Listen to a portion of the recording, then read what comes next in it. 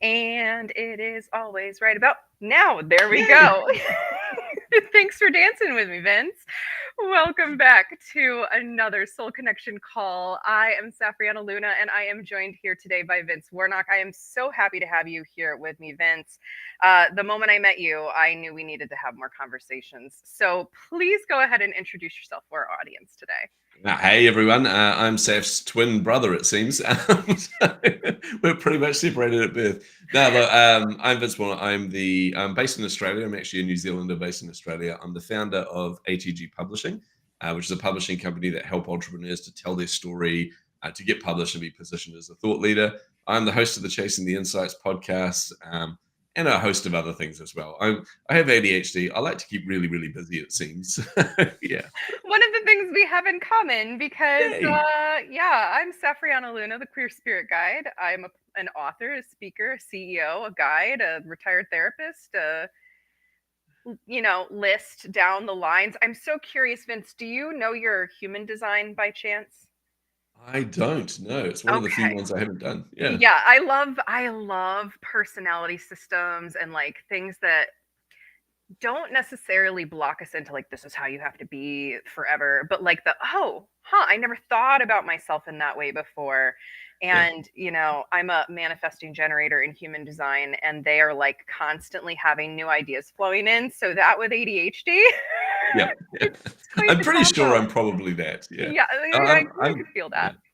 I'm fascinated by them as well. The only one I'm not particularly fond of Myers-Briggs because of what you said. That does box you in. It says this is who you are, how you behave, rather than here's how you predominantly behave in a situation, or here's how you might think and or react to a situation. Which is why I Absolutely. like Enneagram. Just profiling, as long as it's done right, can be really, really good as well. Yes, done right. And that gets us into the topic that we agreed to kind of springboard from. When I do these soul connection calls, we just pick a loose topic to just start the conversation, and we picked owning imposter syndrome. And that personality test, sometimes that can really lead to a sense of like wrongness Yeah. if we're in an off mood when we take the quiz or we're assigned wrong or whatever. And so I just think that that's interesting what layers into imposter syndrome. But Vince, like you're such a successful guy by seemingly societal standards. You've really put yourself out there. You have a Yeah. 1.5% top podcast. Like you've helped all these small businesses kind of get their footing and start Yeah. going in the world. So was was it always this way? Did you find Oh. yourself contending with that? No, and we are going to be talking about imposter syndrome. That is with you no matter what. I mean, it doesn't matter how Yep. supposedly successful you are. There's always a part of me that feels like I don't belong there. Always Yep. a part of me that feels like I don't deserve what I've got. But more importantly, that everyone's going to find out you're such a fraud, Vince. You have no idea what you're doing. You're making it up as you go along. And it's been in me since a child as well. I do want to touch on one other thing. You talked about the different personality types in relation to imposter syndrome. I think is a really important point too, because I saw this. I was the chief marketing officer at Cigna Insurance, and we went through the disc profiling there. And what I found really interesting was, first of all, the person that took us through it was terrible. They had no idea what they were doing, but it very much did box people in, even though disc profiling is not designed that way. But what I noticed was there was a whole pile of people, because if you're familiar with disc profiling, there's DEI, S, and C. I'm very high I. I'm the kind of party goer. I want to take a hill and bring everyone with me and have some fun along the way, that kind of thing. The D types are more of your dominant personality. They're more of the people that are like, hey, they're very ambitious, they're very competitive, etc. And those people in the room didn't want to be that. Mm, And every single person in there would be jealous of one of the other aspects of disc profiling. So they would try and answer questions. In fact, one of them, we had a great example where they said, hey, you're definitely a D to our chief financial officer. He's like, I am not, thank you very much. I am definitely an I. And I was the I, and we had a C and a S and a C. And they got us up to tell a story, every single one of us. And when the D started, it actually sounded like he might be an I, because he started off and he said, hey, I remember a time my wife and I, all you had to do is tell a story about something you're really proud of. He goes, remember a time my wife and I were in Amsterdam, and both of us, had been eating poorly and drinking a lot and all this kind of thing in our younger days before kids. He said, and we realized that, we needed to do something about that. So I sat down with my wife and I'm thinking, this doesn't sound like very D personality. He goes, Sat down with my wife and I decided, right, here's a plan. So I created a plan, and the two of us were to stick to that plan. And I was going to, and I was like, oh, yeah, no, he's a D. But it was interesting to see the way that you tell the story, told your personality type. But people, that imposter syndrome got on top of people just because of who they are. And I thought that was fascinating. And this is a very, very successful CFO within the business, like very sought after globally. And he was riddled with it as well. So for me, it very much goes back to childhood. I grew up in a not very nice environment. I won't give all the details, but it was in poverty and a very abusive father. And he was a drug addict that had just come out of jail when they basically adopted me. And yeah, growing up in an environment where you constantly feel like you don't belong and you constantly feel like you're not enough is a horrible thing for a child to do. And you learn behaviors based on that. So I remember finding myself as a young kind of entrepreneur, and I won tickets. I won tickets to a business lunch. I know business breakfast. Sorry, business breakfast. Now I was poor back then, right? I was a very young entrepreneur, poor, and no money, no food, nothing. So I'm like, first of all, I'm going somewhere where there's free food and free drink. Oh hell yeah, I'm going to enjoy this. But it was a guy who was one of the regional execs from Adobe. And I was like, you know what? I want to be successful. I'm going to absorb everything that this guy teaches. I'm going to eat all of the food. I'm going to drink all of the drink. I'm going to have a wonderful time because I won this ticket. The problem with that is I knew that everyone that turned up there was going to basically be in a suit. You know, they were all business execs. So I didn't own a suit. So I went down to the local thrift shop, you know, local op shop, we call it, and back in New Zealand. All I could afford was oh my goodness, the ugliest looking, shiny, silvery gray suit. It was double breasted. I do not suit double breasted. Double breasted and a thin red tie. That was the only things I could get my hands on. Like it was terrible. And I had long hair tied in a ponytail. Right. So it was the epitome of the late 80s, basically. So I was like, oh no. So I turned up to this event. I walked in there, not feeling confident, not feeling my best anyway. And to me, every single person in that room were wearing Armani, or you know, they totally weren't, but that's how it looked to me. Right. To me, everybody there were the top of their game. Everyone there had their life sorted. They were all just, you know, brilliant at what they do. And I'm sitting around this table feeling like I don't belong there. And to make it worse, then, you know, we were kind of making some chit chat around the table. People asked what I do, and when I responded and said, oh, you know, I'm working in a corporate job, but I'm also trying to build my own business. You see them all kind of roll their eyes a little bit. So now I'm feeling very insecure. Yeah. So anyway, this guy got up and spoke, and what an articulate speaker. He was amazing. I was so enthralled by what he shared. And he kind of finished off a session. I was taking pages and pages and pages of notes. I seemed to be the only one taking notes at our table anyway. But I took pages and pages of notes. And then he kind of finished up and he said, look, I'm going to come around each of the table. If you've got any questions, yell out. And Saf, it was hilarious. I remember this internal conversation with my brain. My brain goes, oh, dude, this is it. Like, you've got to ask something really intelligent. And he's going around the tables and everything. And I'm like, yeah. And he goes, like, don't make a fool of yourself, man. Like, now's your chance to make sure you feel like you belong here. Ask something really, really intelligent. And as I'm going through this conversation in my head, I turn around and I realize he's standing right next to me. And he goes, oh, any questions? And all that came out of my mouth, because my mouth engaged without my brain active, was, at what point, with my squeaky kind of voice as well, at what point did you know that you'd made it? And at the point that I said that, somebody at the table went, huh. And they all kind of rolled their eyes. And I felt so small. I wanted to run from that room. I wanted to cry. I wanted to hide under a table in fetal position. I just felt so, like, my brain basically just went, dude, you had one job. Like, seriously, we just talked about this.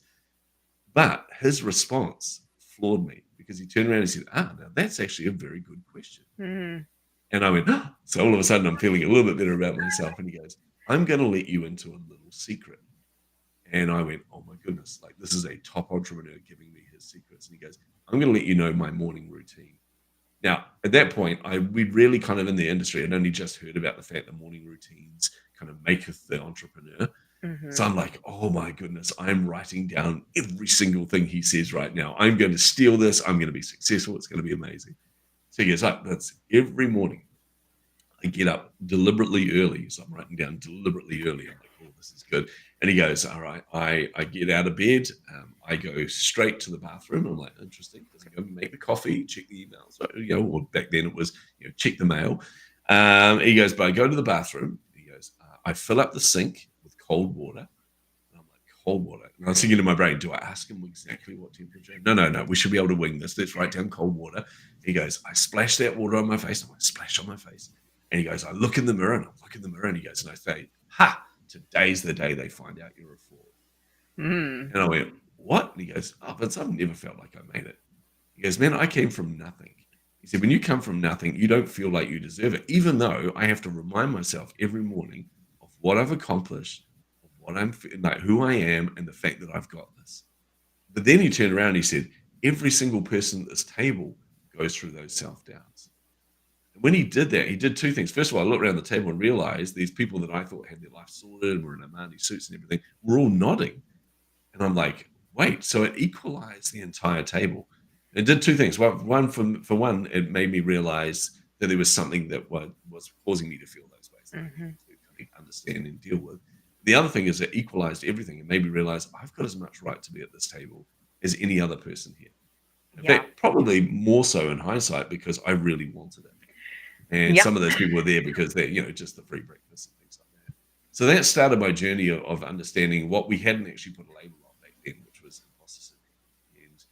And fast forward, many different examples of it. So I remember when I put my first book out, it should be a huge accomplishment for anybody. Like any of you that haven't published a book, the moment you're holding that in your hand, and by the way, it's not that hard to write a book. But anyway, the moment you hold that in your hand, the cheesy grin on your face, that feeling of accomplishment should be incredible. And for me, it was a long, hard work, especially as a child with ADHD. I was told I would never read or write properly. In fact, I was told by a teacher, this is back in the 70s, by the way, I was told by a teacher that I was retarded because I couldn't write properly. Because apparently that's socially acceptable back then. Yeah, it sure was. Yeah, exactly. It's, oh man, the stupid things they spoke over us when we were kids. But anyway, so this is a huge accomplishment. I finally did it. And I had lined up interviews with Forbes, Entrepreneur Magazine, CIO Magazine, Digital. I had all these interviews lined up, and it should have been a huge moment. So somebody had said to me, don't do a book launch. Nobody does book launches anymore.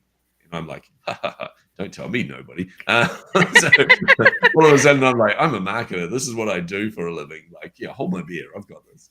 So I organized this event, and we had a local event area once. Had 100 or so people there that came from all over New Zealand, Australia, and further afield to come and celebrate this with me. And it was an amazing night. Everyone was so supportive and so loving, and I got to tell the story of writing the book and everything, and got to thank everyone there because there were people there I hadn't seen in years. It was awesome. But at the end, everyone was like, hey, we'd love a signed copy of the book, which I knew, and I'd rationalized in my head. I thought, right, okay, everyone's going to want that because that's what I would want when I go to a book launch. So I had a pile of books there, bought myself a fancy new pen, and I'm signing away all these books saying, hey, thank you so much for all your support, blah, blah, blah. But every single one of them said words along the lines of, oh, thanks, Vince, I can't wait to read it.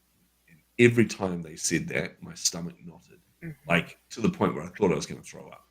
And all of these thoughts started swirling in my head like, oh, no, that's right. They're going to read it. They're going to know you're a fraud, or they're going to read it and think, what an amateur, or what right do you think you have to write a book? And these thoughts swirled in my head all night. I went home. I couldn't sleep. I should have been, I'm a high extrovert. I should have been buzzing all night and going, yeah, but I was feeling ill. The next morning, I sabotaged myself. And I contacted all those magazines and said, I'm sorry, I'm too busy, because I was the chief marketing officer at the time. Way too busy. I'm not going to be able to do the interview. And it wasn't for about probably 2 weeks. I basically went quiet, wouldn't want to talk about the book for about 2 weeks. And one of my mentors contacted me. And he was like, hey, Vince, I noticed you've gone silent on social. Yeah, what's going on? I said, oh, it's all good. I'm just super busy. And he goes, oh, yeah, well, how are the book sales going? So I told him, and he's like, oh, that's actually pretty good. We hit bestseller, so that was awesome. And he goes, oh, that's really, really good. And he goes, but I've noticed no press out there. What's going on? I said, oh, no, it's all good. I'm just relying on word of mouth. I'm too busy. And he goes, yeah, I'm going to call BS on that. And this is a guy who has published 8 New York Times best-selling books. This guy, well, he was coming up to his 8th book. And it was somebody who I respect very, very much. And he said to me, look, I'm going to let you in on a little secret. Secret, again. I just get all these secrets from people. And he basically told me exactly what I was going through, because that's what he goes through every single time he publishes a book. And that's what made me realize that we're all the same again. And I realized that a few things happened with that call, actually. First of all, I realized the more we talk about this stuff, the easier it is to deal with, because we expose it to the light, which I think is really important. The other thing that I realized is I'm not alone. I'm really not alone. And I was booked, booked for a conference the following week, and I was the opening keynote there. It was supposed to be, it was a marketing conference. So I asked them if I could switch up my presentation, and they were like, "Yep, do whatever you want." And I said, "Cool." They trusted me. That was cool. So instead of talking about marketing, I talked about fear, and I talked about imposter syndrome, and I just winged it. Got up there in front of people, just basically did all the things you're not supposed to do as a public speaker. I got up and got audience engagement and asked them questions and things like that, which is always risky. But in fact, I talked to them about this concept of fearlessness. And I said, anyone know what fearless means? And all these hands went up, and I said, yes. And someone said, it means the absence of fear. And I said, interesting answer, great. Next person, yeah, it means you have no fear, you can face things confidently. And I said, great, good answer. And they all answered similar kind of things to that.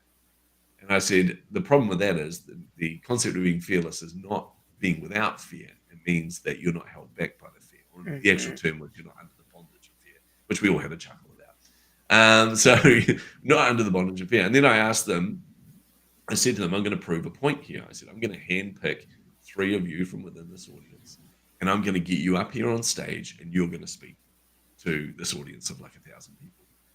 And you could hear the whole gasp across the room of everyone freaking out.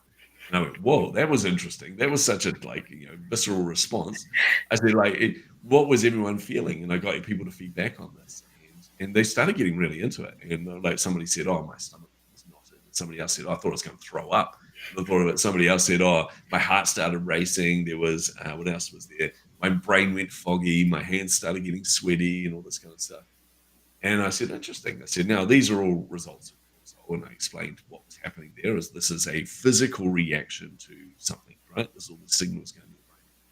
I said, does anyone know what these are the physiological responses? Does anyone know what the physiological responses to being excited is? Like being overexcited about something.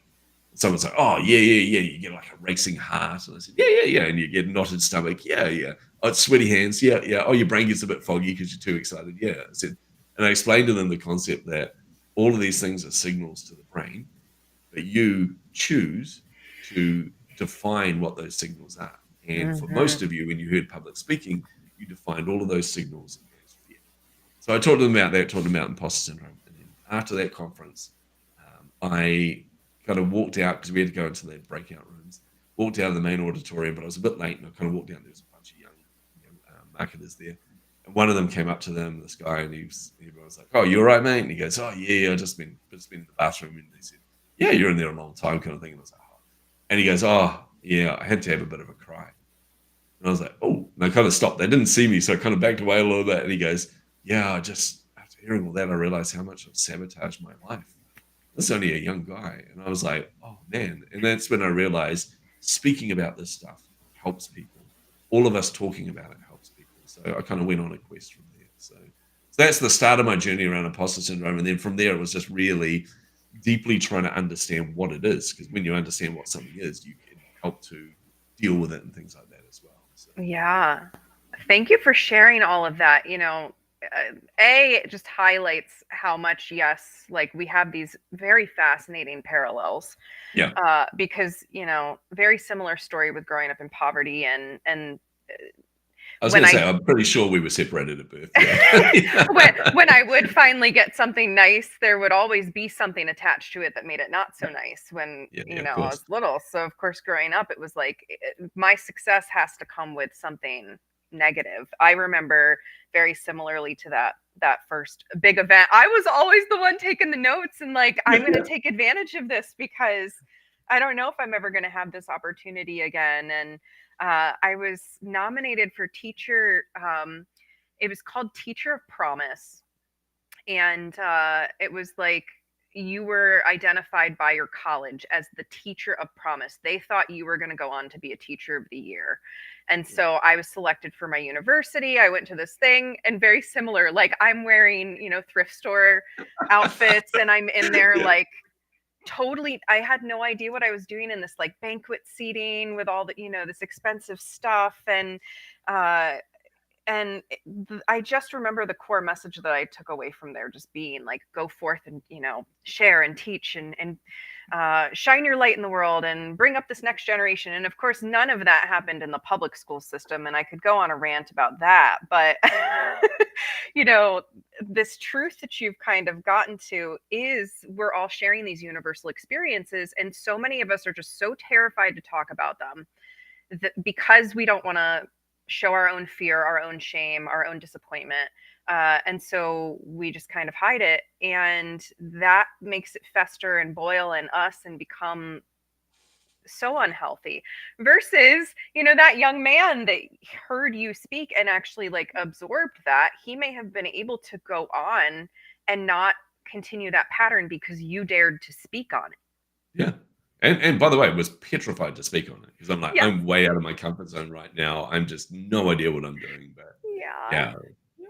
Well, and that's It's a, we do it scared until I was catching up with a friend earlier, and she's like, yeah, I'm just afraid to keep going live on my socials and stuff. And I was like, I get you.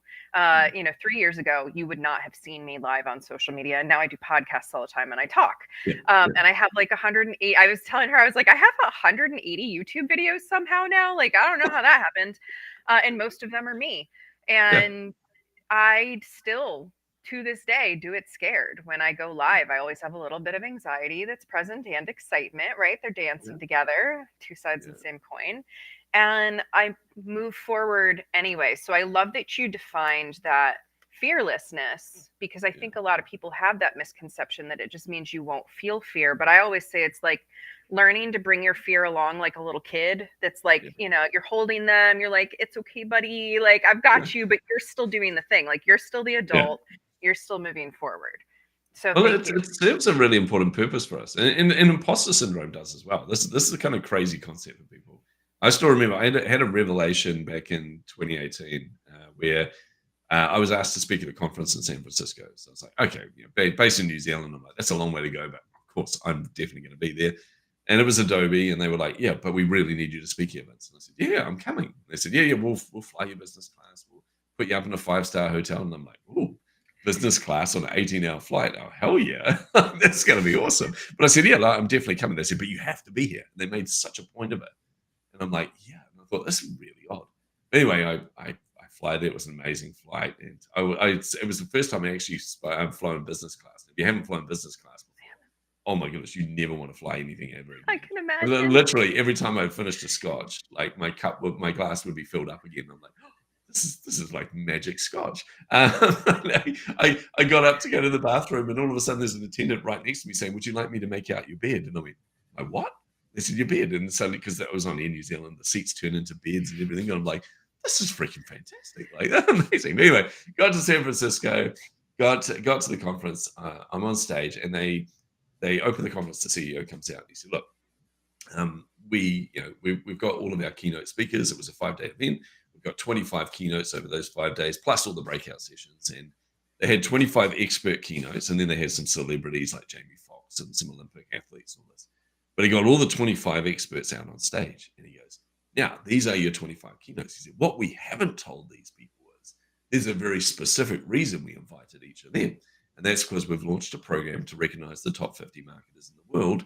And here's your first 25. And I'm standing there. Now, my brain is now going into weird mode. First of all, I'm like, you lucky bastards. I'm like, wow. And then I'm like, wait a minute. I'm one of those 25. And then I'm going, oh no, they got the wrong guy. And like, I'm not even joking. Like, seriously, I was there going, oh man, I need to get off this stage. Then I looked, one of the ushers was coming forward and kind of indicating to me, and I'm like, oh no, he's trying to kick me off. So I started trying to hide behind some of the other speakers up there. And like, if anyone was watching it from the audience, they would have seen me kind of moving like awkwardly around all these people. But he was actually trying to usher me forward on the stage because the CEO wanted to interview me. And so anyway, I'm imposter syndrome screaming at me. We had a session there. So, got off stage and all this kind of stuff. I'm still in doubt of all this thing. I'm on stage with all my heroes. You got Seth Godin, Brian Solis, and Andy, all the heroes in marketing that I've read every single book of. But anyway, after that, I'm going to some of the sessions. I'm doing my session. There was a woman who was a researcher on imposter syndrome. So I sat in her session going, hey, this will be useful information because I love to learn. At the end of that session, I was so torn up on the inside and like this revelation. I felt very exposed. I felt like I suddenly was ripped open. Everyone could see my innards because basically she was just talking about me, according to me. So I wanted to go to the next session. I couldn't. I just had to leave. Went around the corner. There was a Starbucks there. And I feel real sorry for the young girl that was working there because I kind of sat around the corner and she kept coming over to me going, are you okay? And I'm there with tears down my face going, I'm fine. I'm just reevaluating my life. And I was a mess in there. But it was a revelation. The whole conference was a revelation because I started to realize that all of these things that I was feeling, all this imposter syndrome, exactly like the anxiety you talked about before, they were all very important signals to my brain. Because if you understand what fear and what imposter syndrome is, they're very, very similar in what they are. They're basically your brain trying to keep you safe. Mhm. So my brain was going, hey, Vince, guess what? You're well and truly out of your comfort zone right now. Like you're very exposed, and I want to keep you safe and bundled up over here and hidden from everyone so that no one can speak anything or no one can say you're a fraud and all this. So I want to keep you protected. So come away over here, But in actual fact, I'm an entrepreneur. And in fact, I'm a human being, which means I'm supposed to live outside of my comfort zone. Right? That's where growth happens. That's where breakthrough happens. That's where prosperity happens. Everything that's important to us happens out of our comfort zone. We don't meet the love of our life unless we take a risk and take a chance and get out of our comfort zone. Yeah. So all of a sudden, I'm starting to realize that all of these things I was feeling were just my brain's way of saying, hey, Vince, you're exactly where you're supposed to be right now. And when I understood that, I started to realize I could embrace that. And when I started to realize that every time I was feeling those self-doubts and all that stuff that normally I would be crippled by or normally I would sabotage myself by, now I can turn that around and say, well, hey, that's just an indicator that I'm A-okay, that I'm exactly where I'm supposed to be. So I got to do, like you're talking about with carrying that fear on your shoulder, I got to turn around to my imposter syndrome and say, hey, dude, seriously, I really appreciate you. I appreciate you trying to keep me safe. I appreciate you looking out for me, but I'm okay. I'm exactly where I'm supposed to be. It will be all right. And I got to counsel myself. I treated my imposter syndrome like a companion. And it was like, no, Yeah. you're all good. You're all good. Gave it a little hug and all that kind of stuff. So there was a wild ride of understanding all of that. Yeah, and that's like you're saying so many words that I've shared such similar things with people before about Yep. how that feeling, those somatic like fear signals or Yeah. anxiety, imposter syndrome, I call these parts. My dear friend Red would call them the entities within, Yeah. the little beings in us that are more complex than just one unit. We have all these different parts of us that argue and have different feelings, right? And when we're able to be compassionate with them, whatever they are, it completely changes the power dynamic. Because Yes. when we are either argumentative or we're trying to shut down or trying to turn away, that gives them so much power and control in the system to just come in and run amok. And, with imposter syndrome, I especially with imposter syndrome, feel like that is the signal that we are exactly where we need to be because we're actually pushing towards our purpose. Yeah. Because it's like saying, I'm afraid of this because it's my next big, great breakthrough. It is my next big move. It's going to be the thing that's going to level me up. And it's scary to stretch. I use the metaphor of the butterfly all the time. Yeah. And the stages that we go through, and we go through this stage over and over, right? The caterpillar kind of consumes and takes in information, and then we go within the chrysalis to process and say, like, what's actually me and what's not, and we remake ourselves the butterfly and we emerge, and then we do it all over again because we're constantly expanding and growing into our next phase. So Yeah. if we stopped feeling these feelings, life would also get very stagnant. There'd Yeah. be no growth. Yeah. I love that metaphor of the butterfly, actually. That's so cool. I did have, I had a moment, Zeph, where I was helping another entrepreneur. I was coaching them and they were going through their own self-doubts. And it's one of those moments where you're teaching somebody else something that's clearly obvious to you, but then it's reflected back on you, and you're like, oh wow, I'm not so obvious when it's on my own life. Right. But with this person, they were talking about the fact they were actually a little bit jealous of somebody else, right? And I do this all the time as well. You always look at other entrepreneurs and go, oh man, I wish I had what they had, or wish I had the size of the business they had, or those clients that they've got. I wish I had those skills that they've got. It's always looking at what we think we don't have. But this person was having a pity party on that. They're like, oh, it's not fair. I want, I'm far.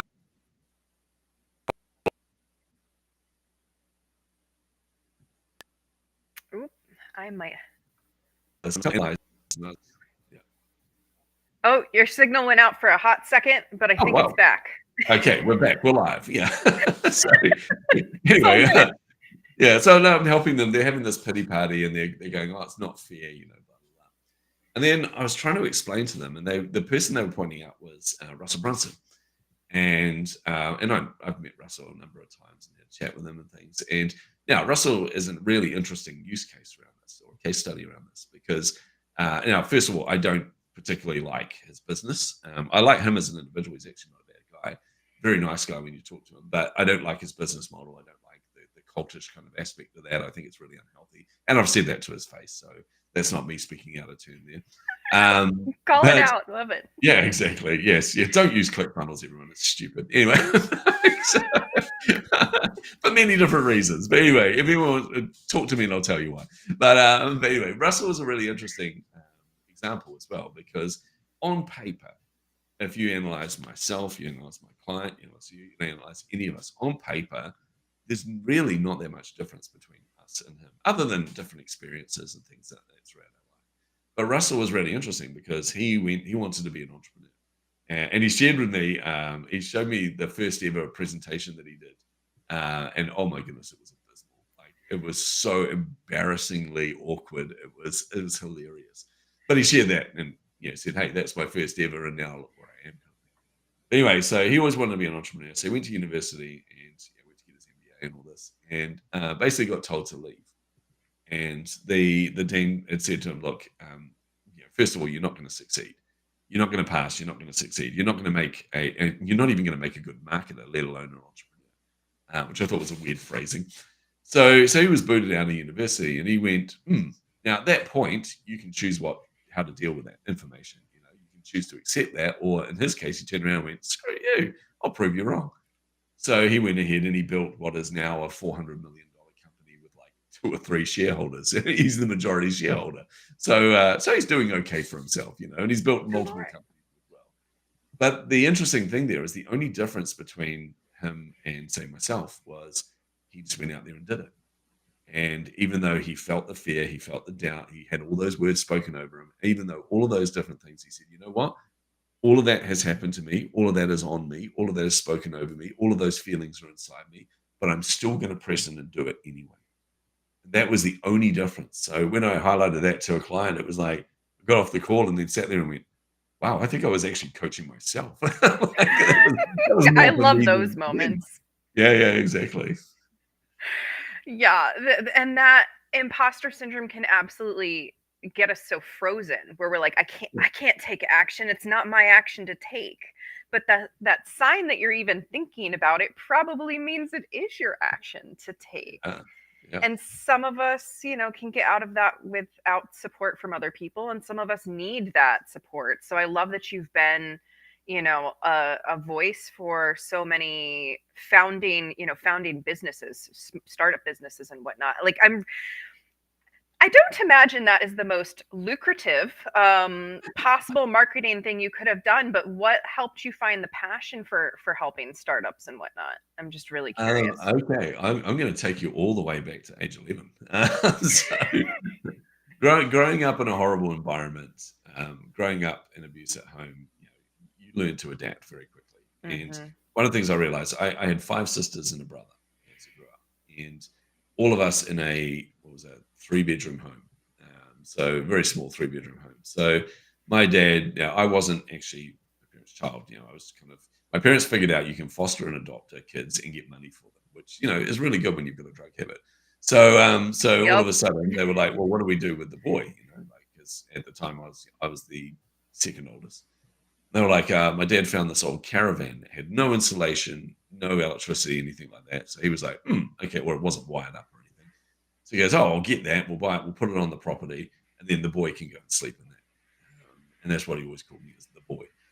So I found myself at age 7, put out into this caravan with no, like I said, no insulation. Middle of winter, I would wake up with ice on my chest. It was so bad. Wow. So I had to try and wrap up warmly and all this. But my survival instincts kicked in. And I was a very bright child. So one day I thought, that's it. I need some kind of power in here. I need to be able to warm myself. I need to be able to do something, you know. So middle of the night, I stayed up all night when my parents had finally gone to sleep, because you can see their light goes off. I dug a trench from under my caravan into underneath their house, and I laid wires. I got these old extension cords and everything, and laid those wires out. And I wired up underneath the house, basically wired up the caravan so that I was tapped into their power. And then I blacked out my windows so they couldn't actually see, so they didn't know that I had power and all this. This is age 7. I So know. I was like, he's clearly a teen at this point. No. Oh God. age 7, age Ugh. 7. So I learned to adapt very, very quickly. And Yeah. then come age 10, something interesting happened. So my dad, despite all of his faults, he wasn't completely bad. And he was a rubbish truck driver and did commercial rubbish. And he went to what was our local IBM, actually, their big manufacturing plant in New Zealand. And what they would do is they would buy competitor products, bring them in, analyze them, and throw them out. And they got these things called Sinclair ZX81s, which for anyone who knows computers, I'm dating myself really majorly here. But these were some of the first ever personal computers. They were these silly little units that had rubber keys and all this that always got stuck. And they had analyzed them, and there were 3 of them there. They threw them out. My dad was like, oh, don't know what this is. It's got buttons. I'll get it for the boy. So he threw these things at me, and he's like, here you go, you know, play with these kind of thing. And I looked at them and knew what they were, because I read a lot. And I was like, this is so exciting. So I tried to get them working. They didn't work. And then I figured out what was wrong with them. So I fixed them. So I fixed these things. And then kids at school, when I was age 10, they were like, oh man, I want one of those. So they would talk to their parents, and I sold them to these kids at school. Sold them to their parents. And then I had enough money to buy a Commodore 64, which was my dream. So I bought this Commodore 64. And then I realized that all of the software and all of the games, if any of you are old enough to remember the Commodore 64, are all based on cassette tape. So I thought, well, cassette tapes, they're just ferrite-based systems. They can be copied. So my first business started when I was 10.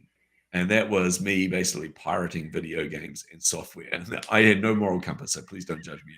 To me, this is a child who is figuring out how to get by in a cold, hard world, right? That's like, exactly no what judgment. it was. Yeah. By the way, I was also a child that succeeded dramatically from that little venture, because I had enough money. I ended up buying my own TV, a little 14-inch TV and a VHS back then, which was very expensive, and even a little heater for my caravan and all this kind of stuff.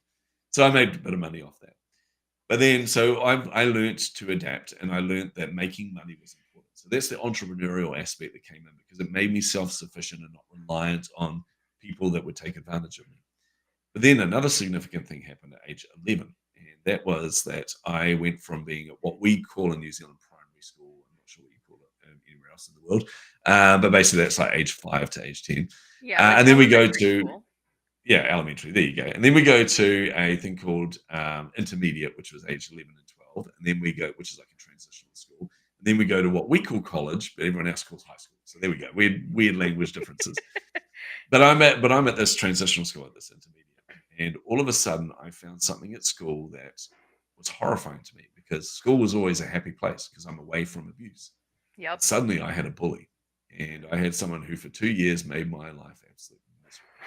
But I also found that despite all of that turmoil, there was a teacher there that was just had a profound impact on my life. He was amazing. And I still remember, I was such a cheeky little kid because I was quite bright as well. And we were doing these school projects where you have to like do a little wee brochure about something, and you have to do an oral presentation, all this kind of thing. And in the class, all the boys did sharks and spiders because, because we're doing horses and things. It was a very different time back then. Anyway, I think I was doing sharks. But he said, oh, don't forget you have to do your oral presentations. And I did a little under my breath scoff. I'm like, huh. And he goes, what was that? And he called me out on it. And I said, oh. So I doubled down and I said, well, come on, why do we have to do an oral presentation? And he said, it's going to prepare you for the real world. I said, when are any of us going to have the opportunity to speak to people like that. And he goes, interesting. And he got this little wry smile on his face. And he goes, how about now? Come up the front. And he put me up in front of the class. And now he only did this because he knew me well enough to know that I wasn't going to make a fool of myself. Or if I was going to own it, you know. But he got me up in front of the class and he said, okay, class, Vince is going to speak for 5 minutes, which is a long time when you've got no preparation and you're 11 years old. He's going Right. to speak for 5 minutes. What topic is he going to speak on? And, you know, creative 11-year-old, someone yells out, an egg. He goes, okay, Vince, you're going to speak about an egg for 5 minutes. And I went, what? And he goes, you got 20 seconds to prepare. And he threw me under the bus deliberately, right? And I'm like, I'm panicking. Then he goes, right, start. And the only thing in my head, the only thing I could think of was that stupid saying, what came first, the chicken or the egg? So that came out of my mouth. And then my brain went into this other mode. And suddenly words are flowing.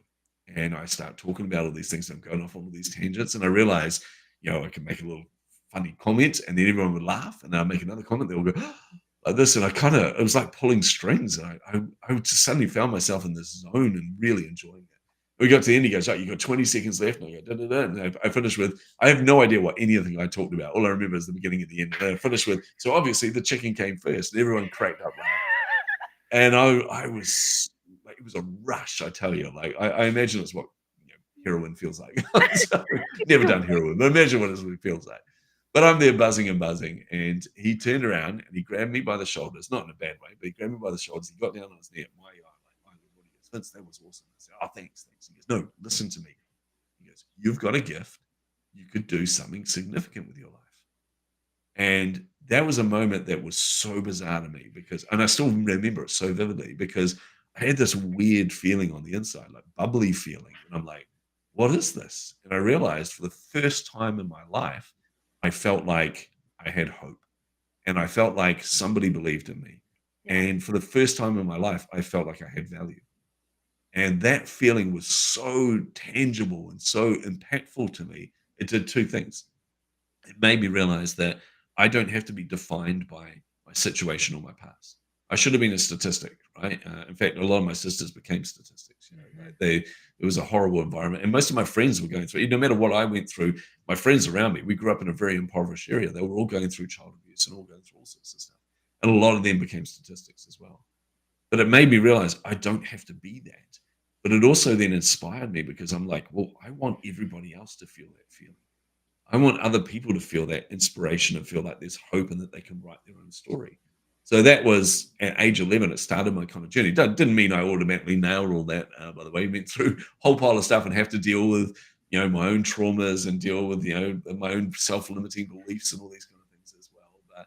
But it started me on that journey, and that's kind of what has driven my passion to where I am now. I still remember being chief marketing officer at Signal Insurance. I'm like, right, I'm sitting there in what is for marketers the dream job, you know, Right. like, right, the pay is ludicrous. Like if you know what a Fortune 100 pays their C-suite, it's disgusting. I was going to say, I'm sure I would just cry a little. I actually genuinely was embarrassed by it. And I'm not just saying that. I really was embarrassed. I refused to look at my bank account most of the time. But we also got multiple bonuses a year, like 3 bonuses a year. And I remember just thinking, right, you know, on paper, this is the dream job. The pay, the bonuses. I got to travel the world, speaking on stages everywhere. Published my first book when I'm there. You know, that went bestseller. Plus, you know, I got recognized by Adobe, as I said, as one of the top, you know, 25 technically marketers in the world. All of these things were massive accomplishments. And I found myself in my office writing them down because I'm like, I'm miserable. And I felt so guilty and so ashamed because I'm like, everyone would kill for this job. I've got this job and I don't want it. I was so unhappy. In fact, I found myself, we're sitting there in an executive meeting. And I probably shouldn't share this, but anyway, I'm going to. But we're sitting there and a bonus was coming up. And I'm like, okay. And, you know, everyone started talking about what they're going to do with their bonuses. And we're waiting for the CEO to come. There are 12 of us on the executive. And I remember the head of sales and they're talking. And they were like, oh, someone said, what are you going to do with yours? And he goes, oh, I've got my eye on this McLaren, you know, I've been wanting one for a long time. They're down to about $500,000 now. So I'm thinking I might go and get one. He said, the irony is I'm too nervous to drive the thing. So it's just going to sit in my garage. And I remember that sitting with me going, what the hell is wrong with this picture? Like you're going to spend $500,000 on something that no one sees or very few people see. Like, why? And then, everyone's talking about this. And somebody piped up and said, "Oh, what are you going to do with yours, Vince?" And I had no idea that I was getting more and more angry. And I snapped at them, very out of character for me. But I snapped at them and said, "I don't know." I said, I want to take my wife on a cruise. I don't need a stupid bonus for that. And I'm like, where did that come from? And I realized I didn't belong. And I also realized that I was incredibly unfulfilled.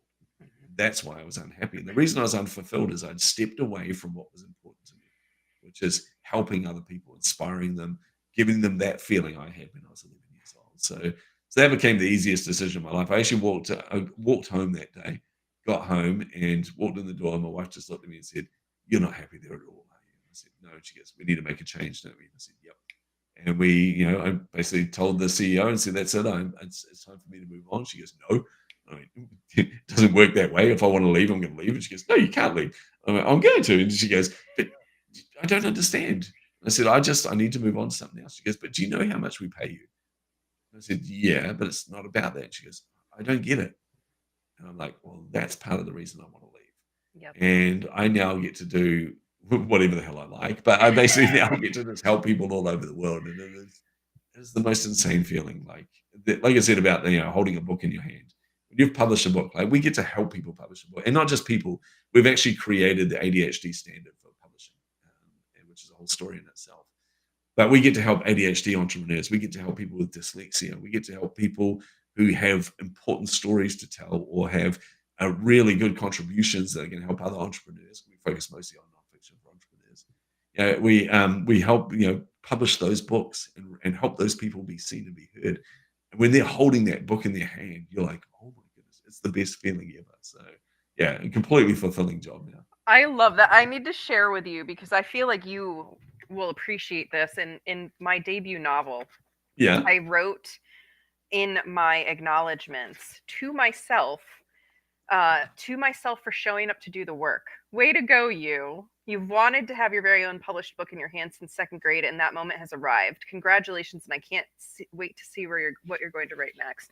Like that's, I wanted to acknowledge that in the book because it was that huge accomplishment, and like, yes, the imposter syndrome hit, right after. I'm like, does this really count because I self-published it, and all the silly questions that come up.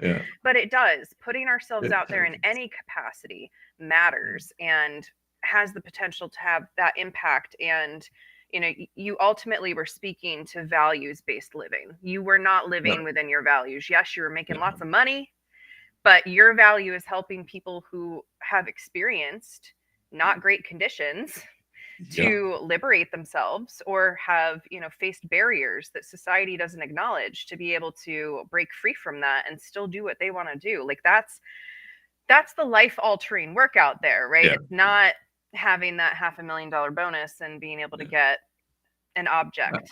I tell you, being in that $500,000 bonus scenario, you just you're not helping anyone. You're really just helping a bottom line. In fact, there was a kind of cap on that story as well, which is that when the CEO did come in, they were saying, "Hey, look, our revenue's looking good, but our overheads are too high. So I want each of you, and this is going to affect our bonus. So I want each of you to go back to your team and look at one person you can fire." And I'm like, "What the hell? Like, I have a high performing team, and I'm going to fire someone so that I get my bonus. Yeah. I'd rather not have my bonus." Like, it was just such a toxic environment. But I will share. So you talk about the acknowledgements in there. I was just blown away. We love our work and we love what we do. And one of my clients, or one of our new clients that we signed, he's an African American who grew up basically in and out of juvie. Right, he was a problematic child and in a problematic environment, I should say. Right. Yeah. So he wasn't problematic. It was just problematic environment. But anyway, so he grew up in this environment and should have been a statistic.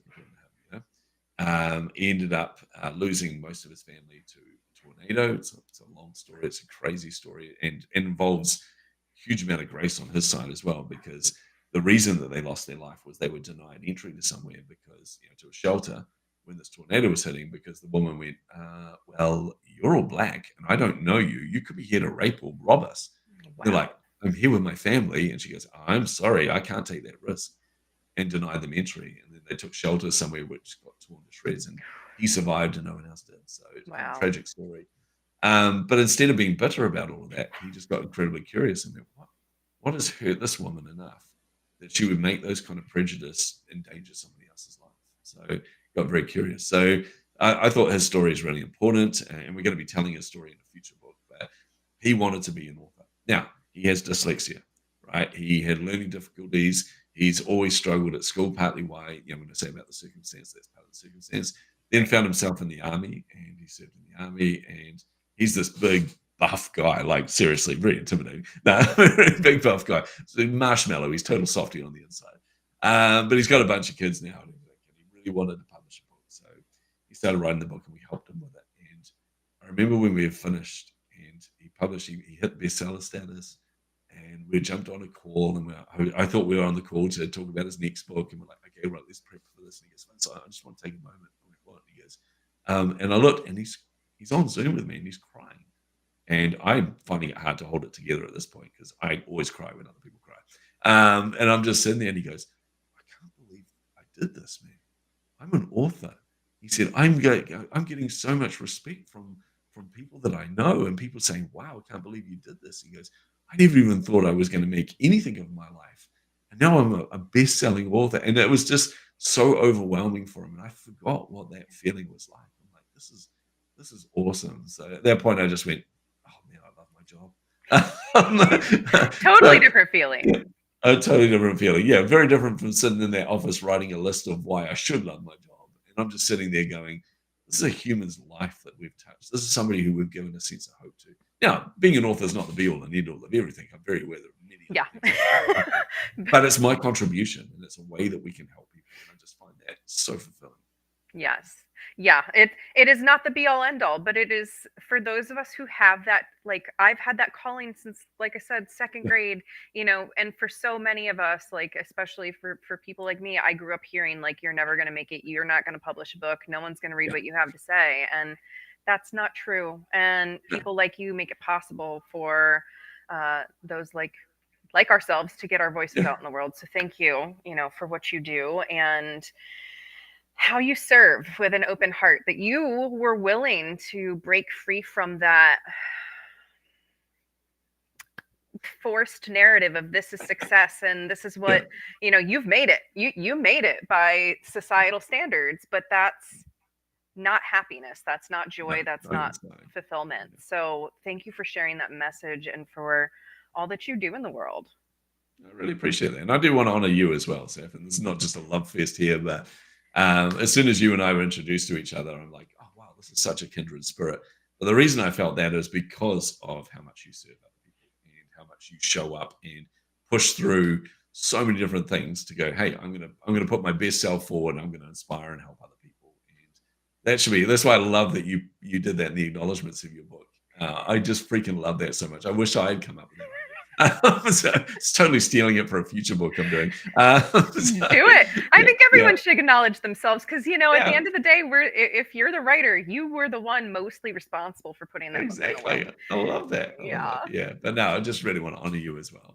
Well, thank you. Yeah. I mean, we people with our open hearts need to band together because the world is a very heartbreaking place. And, that's the really ironic part of it all. Those of us that experience this imposter syndrome and it does hold us back usually are the ones that like have the most heart-opening service and value to bring the world in an actually life-affirming and life-changing way. And so, if you're listening to this and you're resonating with what's been shared, I hope that you will share your story and you will go out there and use your voice because your voice is so needed and so valuable.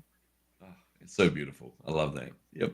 All right. Well, thank you so much, Vince, for joining me. Thank you to, I know Tammy was watching us and a couple other people popped in live. If you caught the replay, let us know. And if there's something you'd like to see a future Soul Connection call around, feel free to let me know, us know. Maybe Vince will come back on if you have a good question.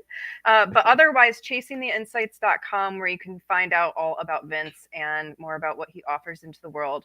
So until next time, thank you so much, Vince. Thank you so much.